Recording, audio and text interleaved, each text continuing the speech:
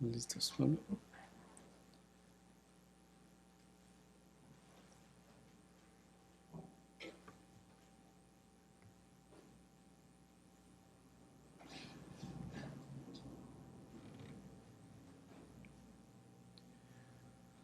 El domingo pasado, hermanos, afirmamos que la unión misteriosa con Cristo incluye muchos aspectos importantes en el estatus legal del creyente, así como también otras operaciones experimentales en su corazón. Y tales efectos y gracias las llamamos las riquezas de la gracia de Cristo.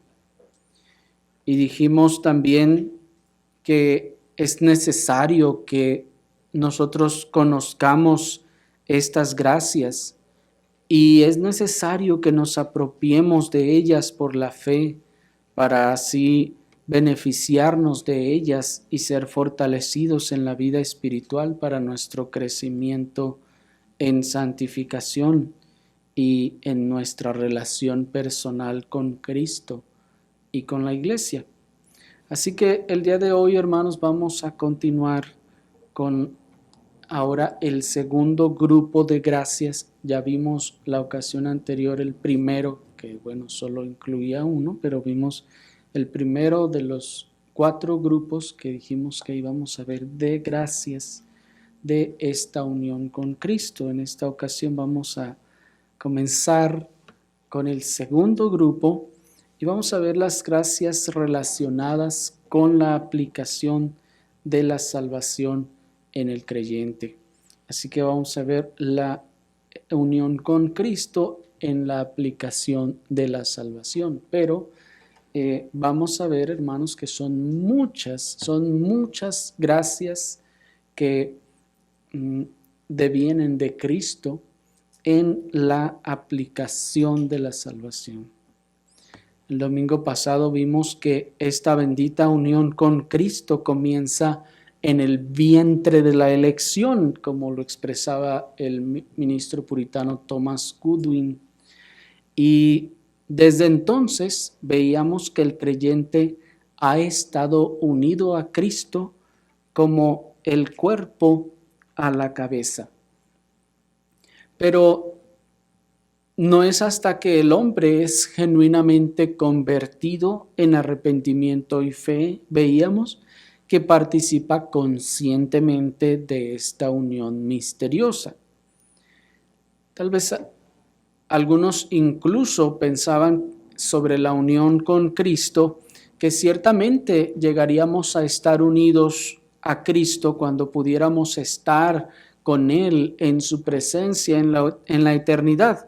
Pero la Escritura nos hace saber, hermanos, claramente que el creyente verdadero ya participa de Cristo de manera consciente, aún desde el día de su salvación. Así que la conversión pues marca entonces el principio consciente no solo del nuevo nacimiento, sino de la participación del creyente en la vida de Cristo. Y esta participación pues da inicio consciente en el hombre a la vida de la comunión con Cristo.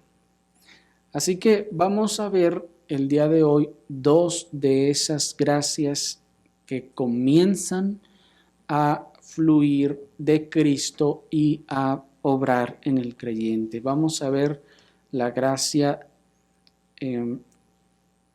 de la regeneración en unión con Cristo y vamos a ver la gracia de la fe en unión con Cristo.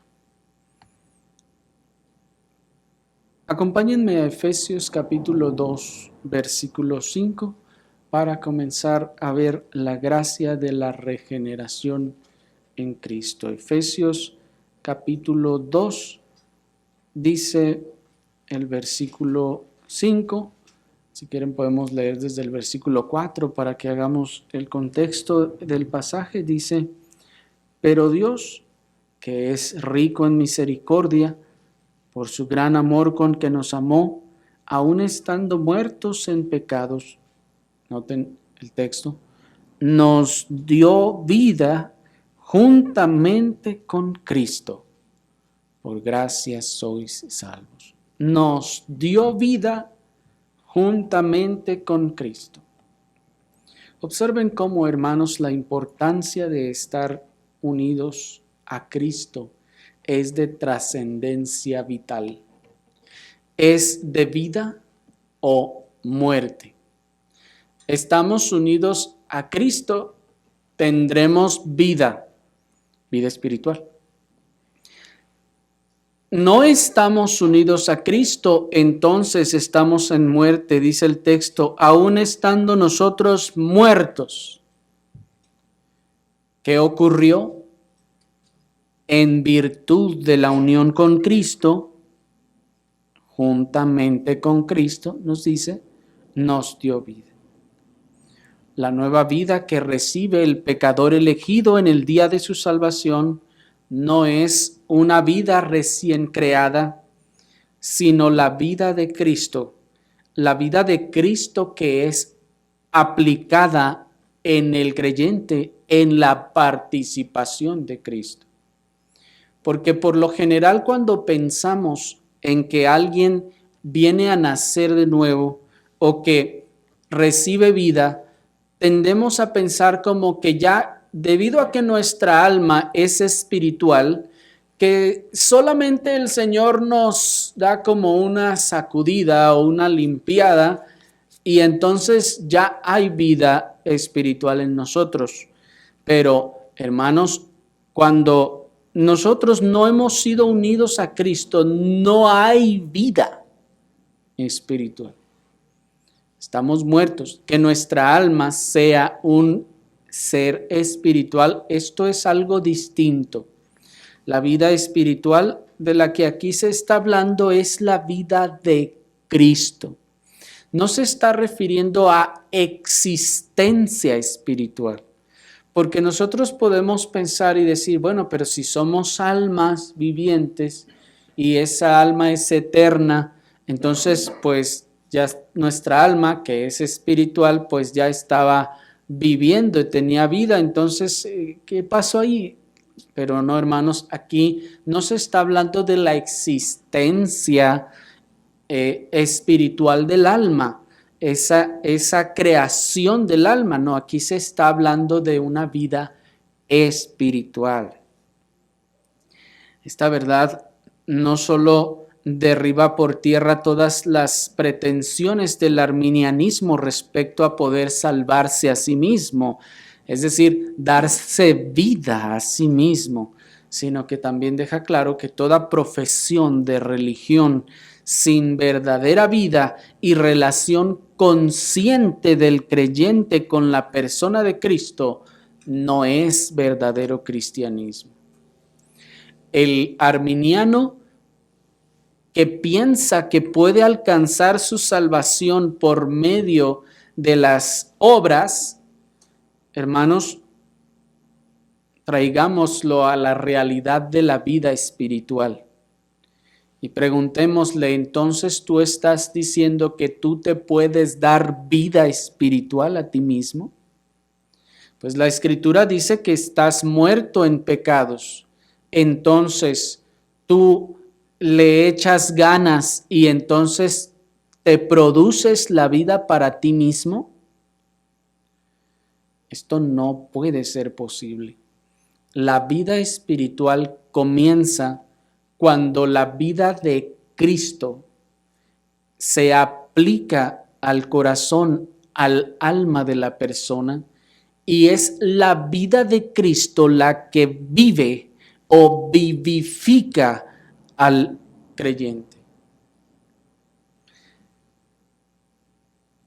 Porque se experimenta vida espiritual en virtud de que se está unido a Cristo. Cristo, pues, es esa vid verdadera de donde fluye la vida, de donde fluye la savia espiritual que produce o da vida o mantiene la vida al creyente. En ese sentido, ya nos dijo la Escritura que Cristo es como esa vid de la que fluye la vida a la rama que somos nosotros. En ese sentido también se puede ejemplificar como la transferencia de ese aceite de un lugar a otro para encender la llama, puesto que la vida entonces no es de nosotros, no se produce en nosotros, no se genera en nosotros, no se restaura en nosotros, sino fluye de Cristo hacia nosotros. Es como esa transferencia de donde se transfiere el aceite de un lugar a otro para que se encienda una lámpara. Dice Colosenses 3:4, cuando Cristo, vuestra vida.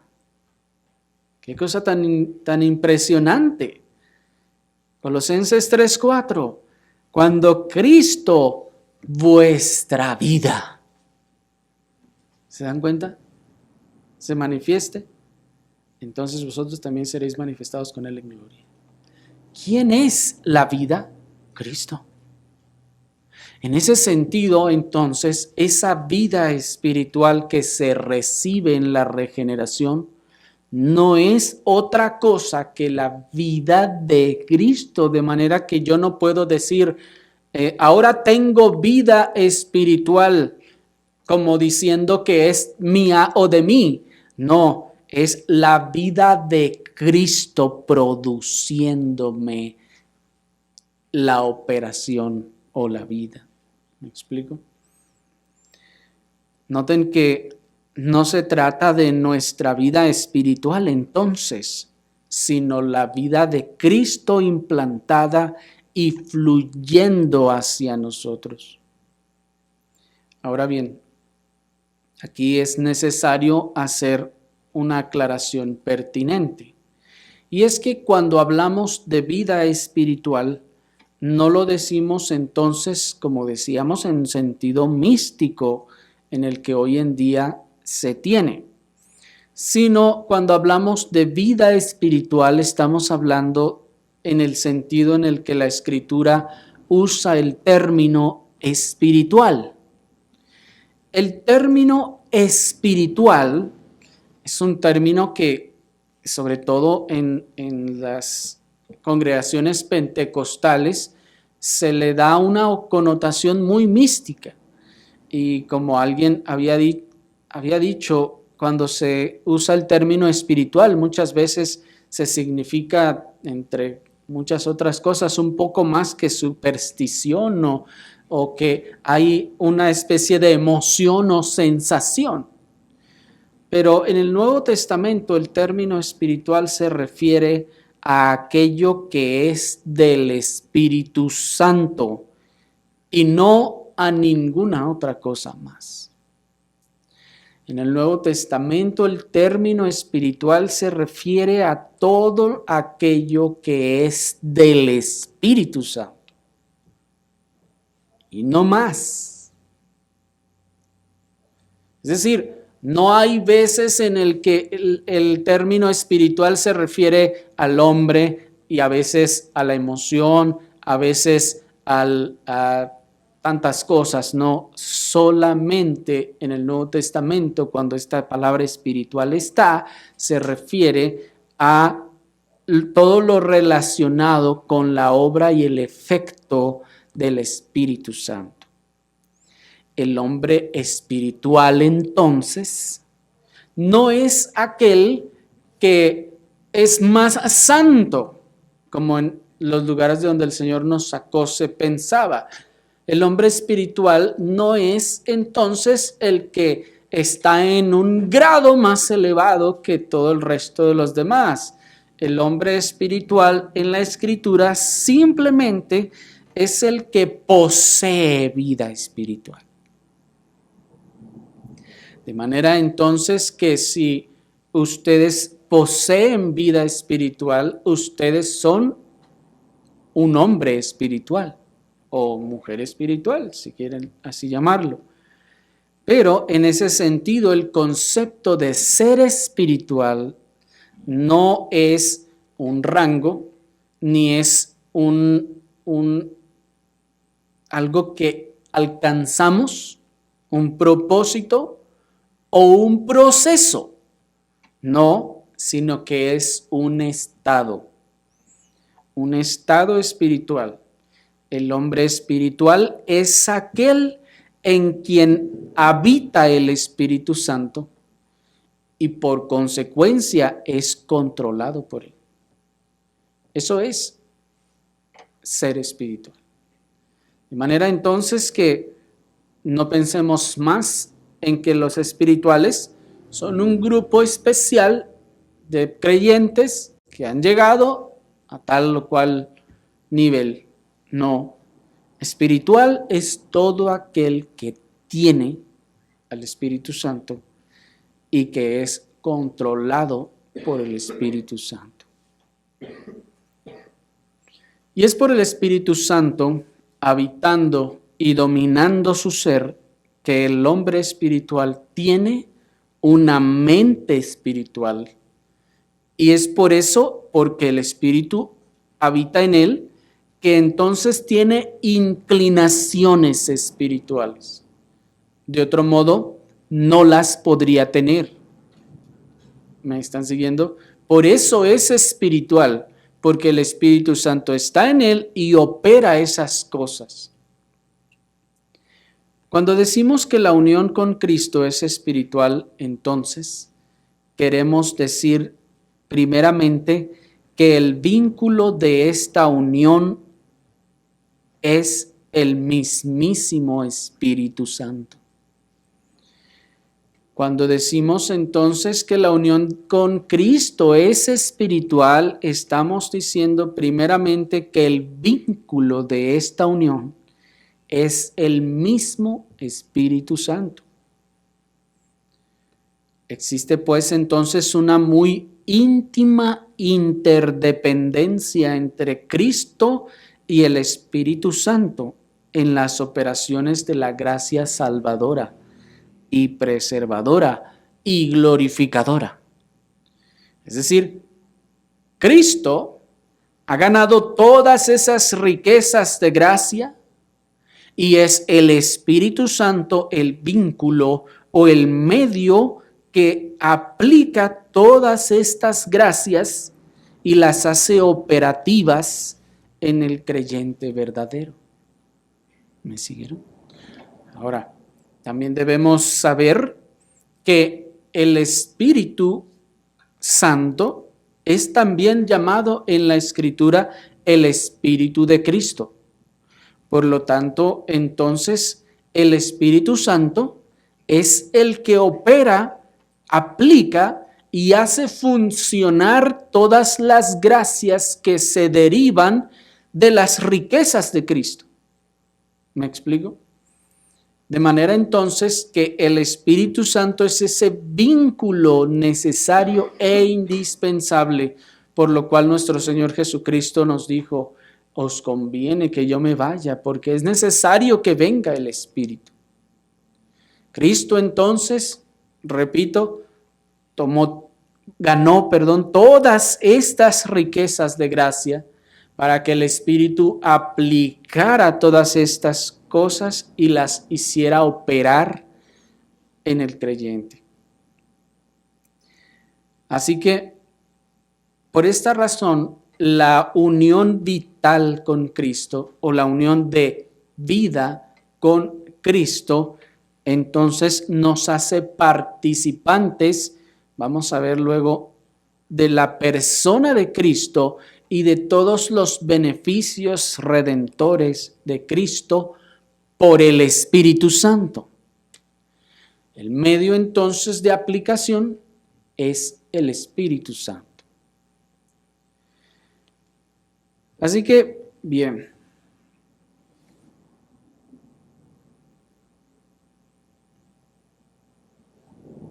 Por esta razón, por este vínculo y esta relación con el Espíritu Santo, podemos afirmar con toda solemnidad que si alguien no ha entrado de manera consciente a la relación en Cristo por la regeneración o la vida de Cristo implantada en él, entonces no es salvo. Y si alguna persona no tiene al Espíritu Santo morando en su corazón, no ha sido salvo.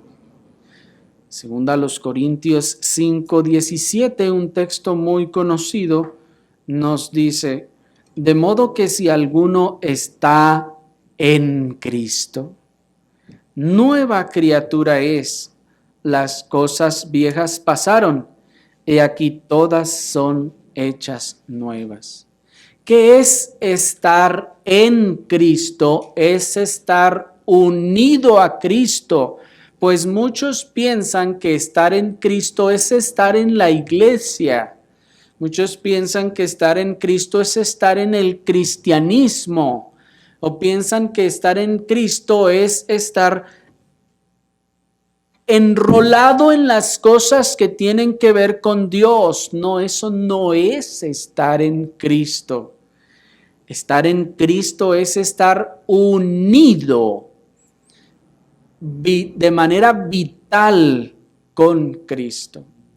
Ya dijimos que la fórmula de la unión con Cristo que el apóstol Pablo expresa es la frase en Cristo. ¿Se acuerdan? Noten entonces que el requisito para reconocerse como nueva criatura no es que haya sido bautizado. El requisito para reconocerse como nueva criatura no es que haya pasado el procedimiento de cualquier denominación, no es que haya aceptado a Cristo en su corazón. El requisito para reconocerse como nueva criatura no es que haya hecho su oración de fe, no es que haya hecho ninguna de esas cosas.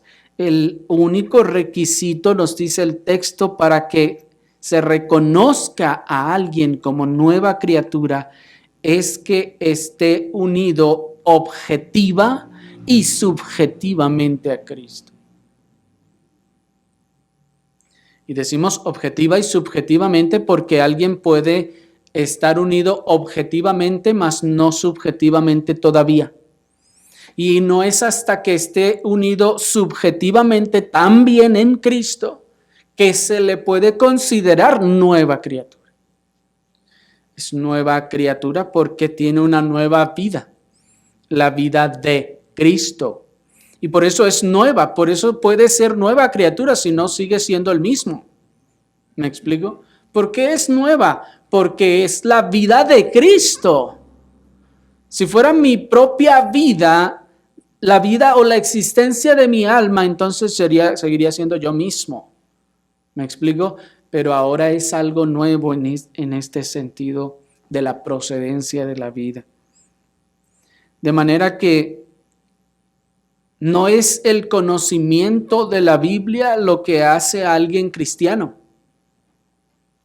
Tampoco es el tiempo que haya permanecido en una o varias iglesias cristianas lo que lo hace cristiano. Tampoco es una buena conducta que aparente en el exterior o lo largo de sus faldas, sino que noten que es algo que se produce en el interior, en el corazón.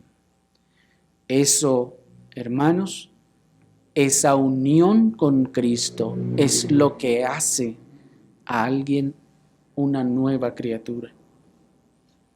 De manera que en lo sucesivo, cuando digamos nueva criatura, cuando digamos cristiano, cuando digamos creyente, cuando hablemos en estos términos, estamos hablando de alguien que ha sido verdadera y realmente unido vitaliciamente a Cristo. Que la vida de Cristo se ha producido o se ha transferido más bien a Él y puede entonces ahora tener vida. Esta unión vital con Cristo no se refiere entonces a ninguna mera cercanía o proximidad.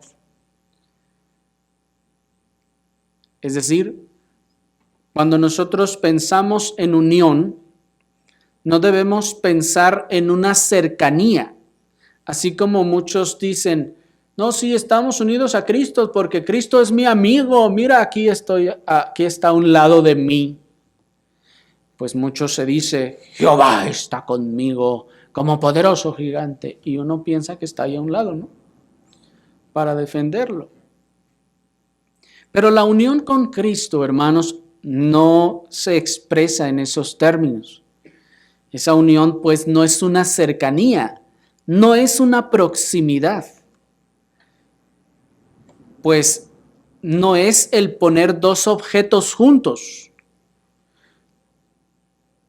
Incluso ni aunque los amarre o ni aunque los pegue con algo, puede describir la realidad de la unión con Cristo, pues la unión con Cristo no está dada en esos términos.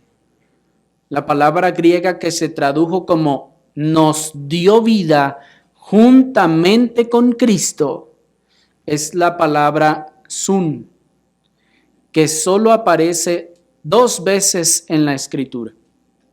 Aquí en Efesios 2:5 y en Colosenses 2:7. Y expresa una unión más cercana que todo el resto de los términos griegos que expresan una unión. De manera que la idea del término que el término griego nos transmite de la unión con Cristo es mejor representada, hermanos, antes que con juntar, es mejor representada con el término injertar. Esa unión, entonces, no nos está diciendo que estamos pegados a Cristo, pues esta unión no es de esa clase. Ustedes pueden unir 2 tablas de madera con pegamento y decir, mira, ahí hay una unión de 2 maderas, pero están pegadas. Aquí no se trata de esta clase de unión, sino que la idea que nos transmite el término griego es una unión que mejor se representa con el término injertar. Como cuando ustedes injertan una ramita, un codito en una planta, en otra planta. Porque cuando 2 objetos simplemente se juntan, podrán correr la misma suerte, pero nada más. Sin embargo, cuando una rama viva se injerta en una planta, no solo comparten la misma suerte, sino comparten la misma vida, el mismo alimento, y comparten incluso la misma operación celular. ¿Me explico? Esta unión entonces va a un nivel profundo. No estoy pegado a Cristo, no está aquí a mi lado. Estoy injertado en Él. Es decir, que compartimos la misma vida, el mismo alimento y la misma operación que opera en Él, opera en mí. Eso es impresionante, ¿no les parece? Estar unido a Cristo es ser un verdadero pámpano injertado en la vid verdadera, en Cristo, y que recibe de ella su vida, su fuerza y sus inclinaciones. Por eso esas inclinaciones a la obediencia, a la santificación, a Dios, ese amor, no salió solo de nosotros, no se originó en nosotros, sino en Cristo. Fluyó hacia nosotros y entonces nosotros lo ejercimos. ¿Me están siguiendo? Por eso dice Juan 15:5, yo soy la vid, está diciendo nuestro Señor Jesucristo, y vosotros sois los pámpanos. El que permanece en mí y yo en él, éste lleva mucho fruto, porque separados de mí nada podéis hacer.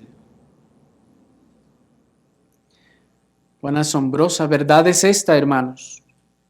La vida de Cristo fluye, se transmite a nuestra alma para dar y sostener la vida espiritual en nosotros. La vida espiritual que tenemos es la vida de Cristo. Por eso les decía hace un rato que el hombre espiritual es aquel que tiene al Espíritu, que tiene la vida de Cristo. Y esa vida es un estado y no es un proceso, ni es un nivel, sino vida. ¿Hay vida o no hay vida?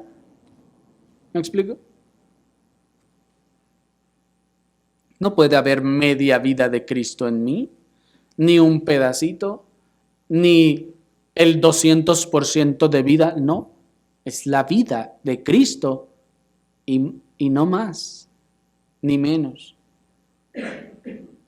Es decir, que cuando esa vida de Cristo fluye hacia el creyente, es como si la sangre real de Cristo fluye hacia nuestras venas en un sentido espiritual. Qué impresionante es eso, ¿no les parece? Cuando un miembro del cuerpo es injertado en un cuerpo, la sangre del cuerpo fluye hacia ese miembro, entra, sale, lo oxigena, lo alimenta, le genera la vida. Y la sangre misma de Cristo en un sentido espiritual, evidentemente estamos hablando, fluye hacia el cristiano. Qué impresionante, ¿no les parece? Qué maravillosa es esta gracia. Lo infinito fluye hacia lo finito y le infunde vida espiritual. Después de que había nacido muerto, pues nacimos muertos.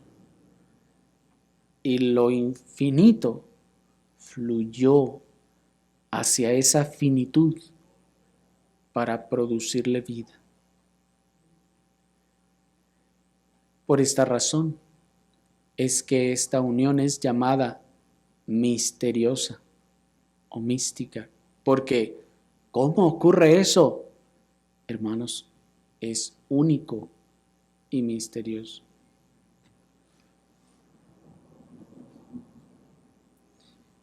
Pero vayamos a la segunda gracia que tenemos que ver el día de hoy, que es la fe en Cristo. Otra de las gracias que emana de la unión con Cristo al creyente es la fe. La regeneración fue la primera gracia que fluyó de Cristo hacia el pámpano en virtud de esa unión, o sea, la vida. Sin embargo, luego que esta gracia fluyó y produjo, transmitió la vida hacia el creyente, enseguida fluyó la siguiente gracia, una que venía detrás de ella, que es la gracia de la fe. Dice allí mismo en Efesios capítulo 2, el versículo 8, porque por gracia sois salvos por medio de la fe, y esto no de vosotros, pues es don de Dios. Es precisamente, hermanos, en el gran enunciado de la fe que se hace manifiesto su origen, el origen de la fe, que es Dios. Siempre que se quiere hablar de la fe, el texto más socorrido, el más popular es este: por gracia sois salvos por medio de la fe. Y noten que aquí se nos dice de dónde viene la fe, y esto no de vosotros, sino es don de Dios. Y es claro, hermanos, que el regalo de Dios del que se habla aquí, ese don de Dios, es la fe y no la salvación.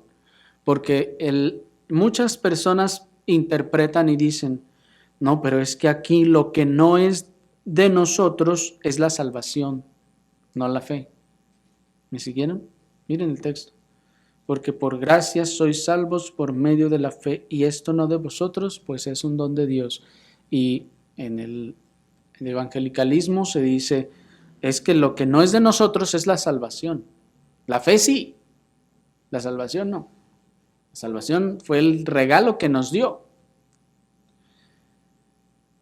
Y aunque la salvación es también un regalo, la salvación en sí misma es la suma de todas las gracias salvadoras que operan para vida en el hombre.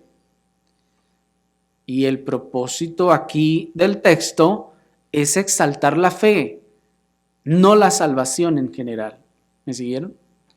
Porque para empezar, la salvación, como les repito, es la suma de todas las gracias salvadoras.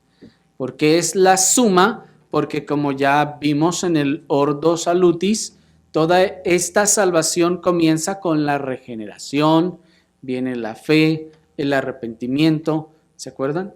De manera entonces que todas estas gracias necesariamente van juntas para producir la salvación. De manera entonces que la salvación es la suma de todas estas gracias. Y no puede estar entonces aquí hablando de toda la suma, pues dice es don de Dios.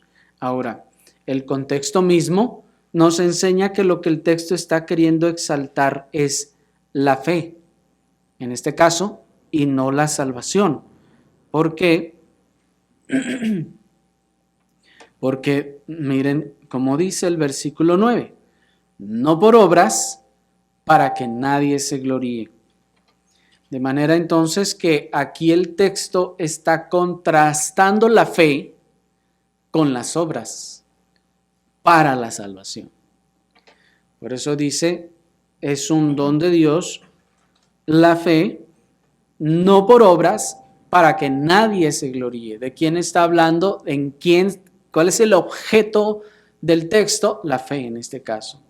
Pues es la que está contrastando con las obras. Esta fe es una de las riquezas de gracia de Dios obtenidas y ganadas por Cristo. Por eso dice la Escritura que Cristo mismo es el autor y consumador de la fe, dice Hebreos 12:2. Y vamos a ver un poquito más acerca de eso, hermanos, porque entonces la fe en este caso se origina en Cristo. Él es el autor. El hombre por sí mismo no puede tener fe. El hombre no puede generar la fe por sí mismo. La fe es de autoría de Cristo, se originó en Cristo y fluye de Él hacia el creyente.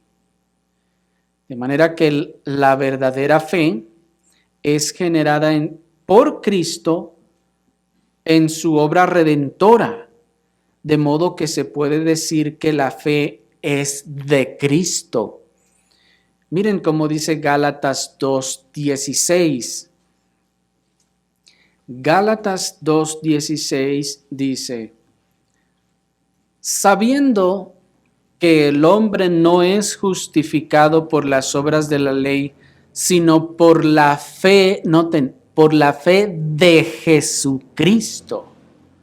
Nosotros también hemos creído en Jesucristo para ser justificados por la fe de Jesucristo, y no por las obras de la ley, por cuanto por las obras de la ley nadie será justificado. Noten en nuestro texto dos cosas importantes. Primero, el claro paralelo con Efesios 2:8, puesto que aquí también se está contrastando las obras de la ley con la fe. ¿Qué decía Efesios 2:8? Por gracia sois salvos por medio de la fe. Esto no es de vosotros, pues es un don de Dios, no por obras, para que nadie se gloríe. ¿Por qué decíamos entonces que ese don se refiere a la fe y no a la salvación? Porque se está contrastando con las obras, y porque aquí está un texto paralelo que nos dice: sabiendo que el hombre no es justificado por las obras de la ley, sino por la fe de Jesucristo. Nosotros también hemos creído en Jesucristo para ser justificados por la fe de Cristo y no por las obras de la ley, por cuanto por las obras de la ley nadie será justificado. De manera que es innegable que aquí se está tratando entonces del mismo asunto. Lo segundo que observamos del texto es que, aunque muchos podrían pensar que el texto quiere referirse a la fe en Cristo y no de Cristo, el mismo texto nos establece la diferencia al decir: nosotros también hemos creído en Cristo. ¿Están allí? Miren que no es un accidente, no es un error de traducción, pues primero dice: sabiendo que el hombre no es justificado por las obras de la ley, sino por la fe de Cristo. Y muchos dirán: no, es que quiere decir en Cristo, la fe en Cristo, tenemos que tener fe en Cristo. Pero noten que luego dice: nosotros también hemos creído en, ahora sí, Jesucristo. Ahora luego dice: para ser justificados por la fe de Cristo. Notan la forma en la que el apóstol está usando estos términos. Así que esta es la fe que se generó en Cristo Jesús. ¿Cuál fe se generó en Cristo Jesús?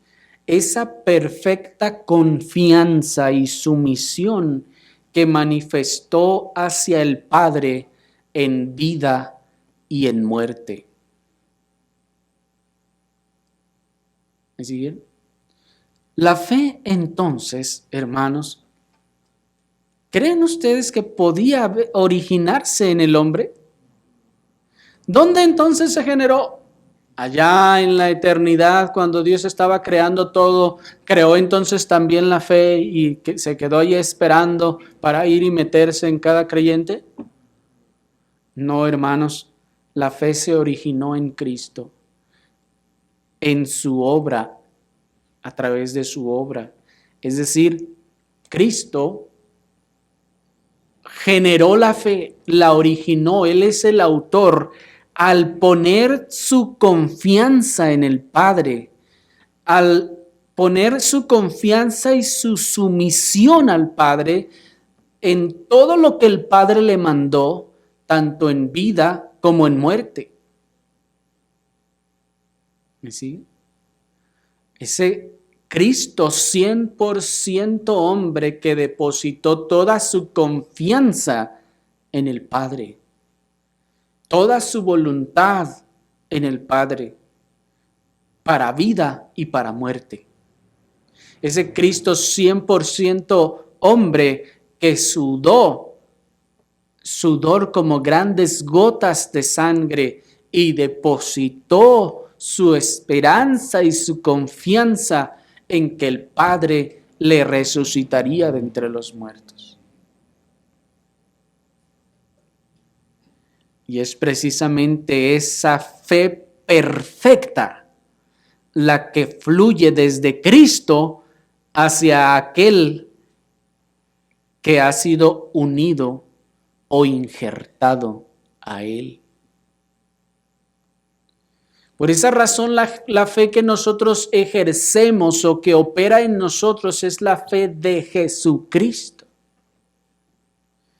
Y por eso esa fe puede ser poderosa y operativa. Por eso es una fe, número 1, verdadera.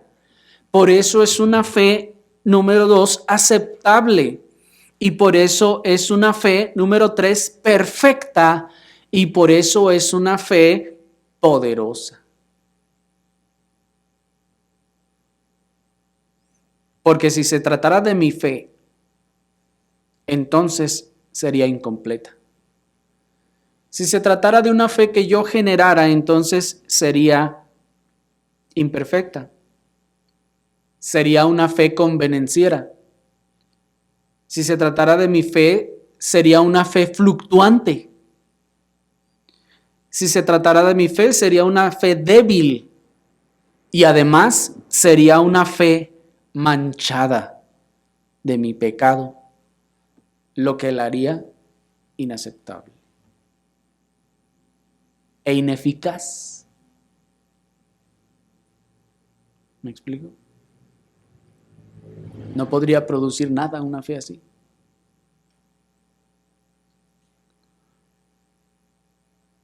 Esa fe de Dios y no de hombre caído es la que fluye de la vid verdadera hacia el creyente verdadero. Impresionante, hermanos, ¿no les parece eso? Por eso, el creyente, en virtud de esa fe que recibe, en virtud de la verdadera fe, en virtud de esa fe aceptable, en virtud de esa fe perfecta y de esa fe poderosa que recibe, el creyente ahora ya no pone peros entonces al mensaje del Evangelio, porque le es dada una fe perfecta para creer de manera perfecta. Ya no le pone peros al mensaje del Evangelio, ese mensaje que lo humilla. Por eso, con esa fe perfecta y eficaz y poderosa, entonces ahora puede aceptar como cierto el testimonio de Dios acerca del hombre. ¿Por qué creen ustedes que cuando ustedes van con las demás personas que no tienen o no están unidos a Cristo y no fluye la fe de Cristo hacia ellos, y ustedes les dicen, sabes que tú eres un miserable, perverso, malvado, que te revuelcas en el pecado? Obviamente no andamos por todos lados diciendo así, ¿verdad? Pero cuando ustedes le dicen alguna cosa así a esas personas, ¿qué hacen ellos? No, ¿qué te pasa? No, estás loco, ¿qué te están enseñando allá donde vas? ¿Me explico? ¿Por qué no puede creerlo? Porque con mi fe, la que yo puedo producir, yo no puedo creer cosa semejante de mí mismo. ¿Me explico? Eso, aquellos que se consideran cristianos y a quienes se les redarguya de estas maldades, de ese corazón perverso, va a decir, no, yo ya no tengo ese corazón perverso, Cristo ya me salvó. No puede creerlo. No puede creer el testimonio de Dios, de la Escritura sobre sí mismo, sobre su propia persona, porque no tiene la fe de Cristo. Esa fe perfecta que opera verdadera y poderosamente en el corazón. Y la razón por la que nosotros podemos creer de nosotros mismos esas cosas es por la fe perfecta que fluye de Cristo hacia el creyente. ¿Me explico? Porque yo en la que yo genero, yo no puedo creer nada de eso. Eso es inaceptable para mi fe. Por eso, entonces ahora el creyente puede condenarse a sí mismo. ¿Cuál de los que se dicen creyentes del evangelicalismo puede condenarse a sí mismo y decir, yo merezco el más terrible y profundo de los infiernos? No lo hacen, sino se creen merecedores del más alto de los cielos. así como el romanismo. Se muere y hay otro angelito allá con Dios. ¿Me explico? Eso es lo que piensa de sí mismo. Por eso el creyente, por medio de esta fe perfecta, ya no se opone a la voluntad de Dios, a la ley de Dios, ni anda poniendo excusas a los mandamientos de Dios. Ahora los puede creer. ¿O cuántos de ustedes, tan solo piénsenlo, le han ido con alguno de los que se dicen cristianos y le dice, bueno, si sabías que esas cosas que te estás pirateando, eso es pecar contra el mandamiento que dice no robarás? ¿Sabías que la piratería es pecado? ¿Qué le va a decir? No, ¿cómo va a ser pecado? No. Ahí nada más dice que no vaya y asalte bancos. Yo nunca he asaltado ningún banco. Y lo sigue haciendo. Porque no tiene la fe para creer que eso es así. Y empieza a poner excusas. No, pero es que ustedes no lo interpretan bien. Es que ustedes están exagerando. ¿Me explico? No tiene la fe para creer que es verdad lo que la Escritura dice. Usted le dice, ¿sabes que el cuarto mandamiento no está abolido como tú piensas? No, es que eso era para los judíos. No, eso era para aquel tiempo. Ahorita nosotros eso ya no aplica. ¿Cómo es que podemos nosotros dar crédito a estas verdades a través de la fe? Es la fe la que se ejerce, hermanos. Para poder creerlo, de otro modo no lo podríamos creer. Estaríamos como la gente que dice, pues, ¿por qué tan todo el día allá en la iglesia? No, eso es mucho.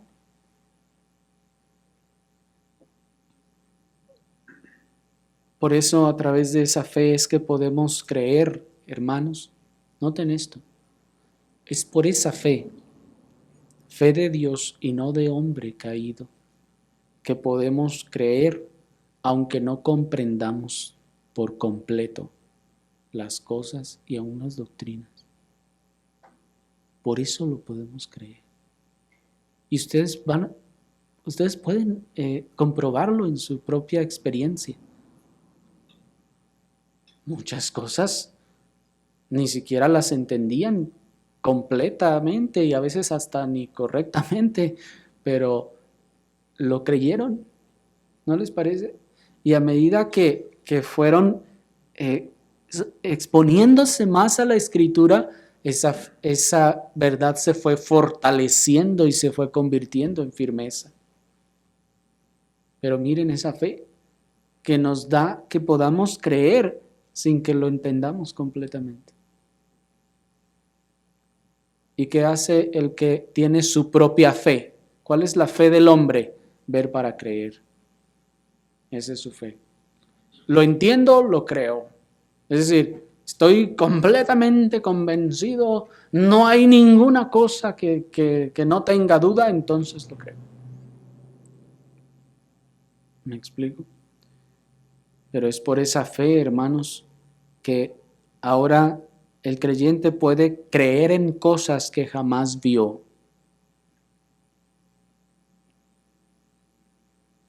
Puede creer, por ejemplo, en la infalibilidad de la Escritura, que Dios así lo dijo, y puede creer en la inerrancia de la Escritura, puede creer en la inspiración de la Escritura,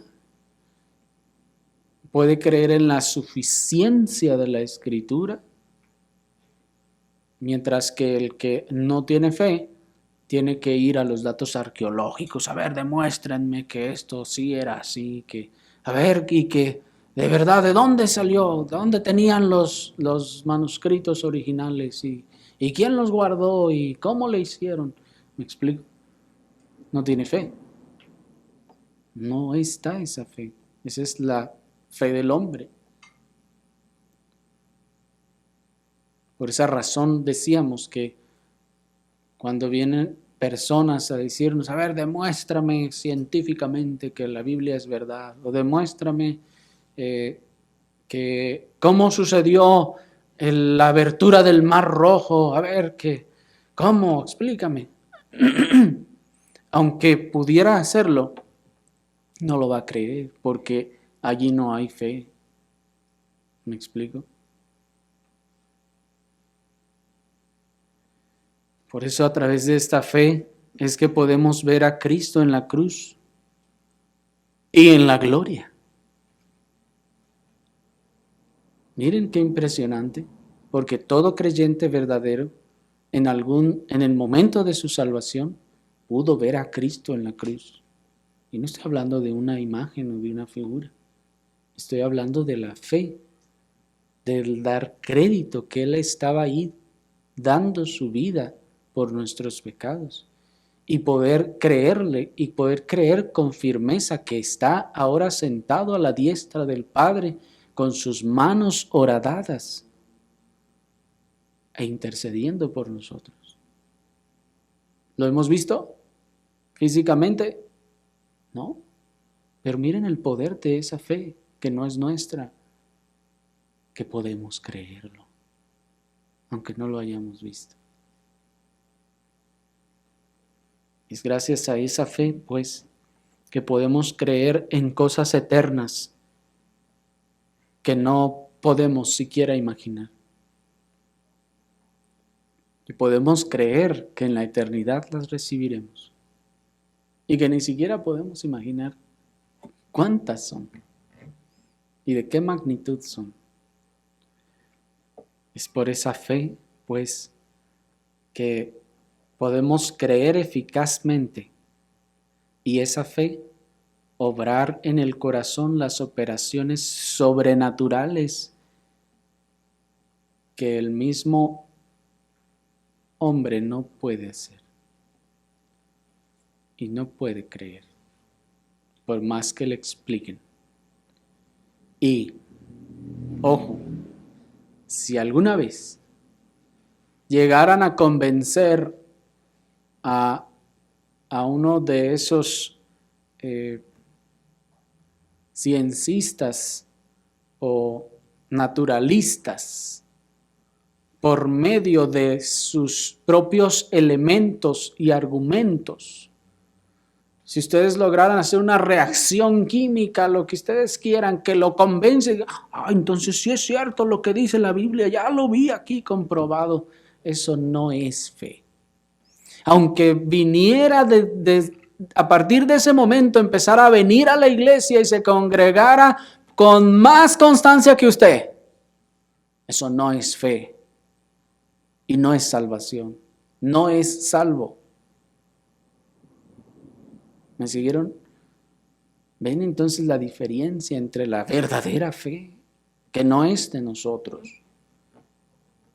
Esa es de Él, es una convicción de Él. Por eso se ha dicho que en ese sentido entonces el cristianismo, la fe, no se basa en convicciones por sí mismas. Es decir, que en convicciones de que me convencí de que esto es así, por la razón, porque me lo demostraron, por lo que sea. No es una operación milagrosa y sobrenatural.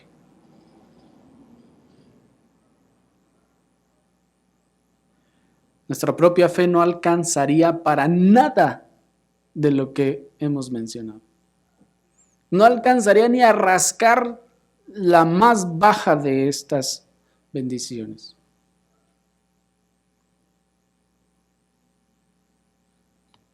Miren entonces cuán preciosísima joya de valor incalculable es la gracia de la fe que Cristo comunica o transmite a todos los que están injertados a Él. Es impresionante.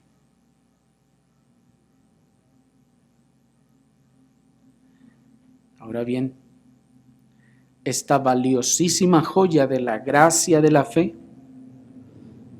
no nos fluye únicamente de Cristo para salvación, sino que allí comienza su caudal solamente. Allí es donde se abre la llave, digamos, para que empiece a fluir todo el caudal de fe, la cual continúa fluyendo hacia el creyente para su peregrinaje en esta tierra. Pero esa es otra cara de este mismo glorioso prisma de la joya de la fe, y que vamos a ver cuando lleguemos a la sección de las gracias que operan para la vida cristiana. Así que, hermanos, oremos al Señor.